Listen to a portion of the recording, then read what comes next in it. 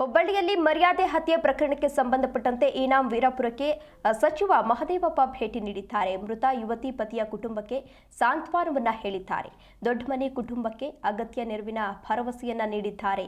CM ಜೊತೆಗೆ ಚರ್ಚೆ ಮಾಡ್ತೀನಿ ಅಂತ ಹೇಳಿ ಸಚಿವರು ಭರವಸೆಯನ್ನ ನೀಡಿದ್ದಾರೆ. ಇದು ಮಾನವ ಕುಲಕ್ಕೆ ಅವಮಾನ ಅಂತ ಹೇಳಿ ಸಾಕಷ್ಟು ಆಕ್ರೋಶವನ್ನ ವ್ಯಕ್ತಪಡಿಸಿದ್ದಾರೆ.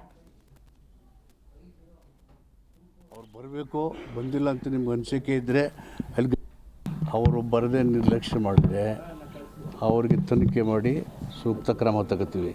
ಅದಕ್ಕಿಂತ ಹೆಚ್ಚಾಗಿ ಘಟನೆ ಆಗಿದೆಯಲ್ಲ, ಹೀನಸ್ ಕ್ರೈಮ್, ಅದನ್ನು ನಾವು ಸೀರಿಯಸ್ ಆಗಿ ಹ್ಯಾಂಡಲ್ ಮಾಡಿ ಅವ್ರಿಗೆ ಶಿಕ್ಷೆ ಆಗಬೇಕು. ಅದು ಪ್ರೈಮರಿ ಕನ್ಸರ್ನ್. ಅವ್ರು ಬರಬೇಕು, ಬಂದಿಲ್ಲ ಅಂತ ನಿಮ್ಗೆ ಅನಿಸಿಕೆ ಇದ್ದರೆ ಅಲ್ಲಿ get it enquired, take action.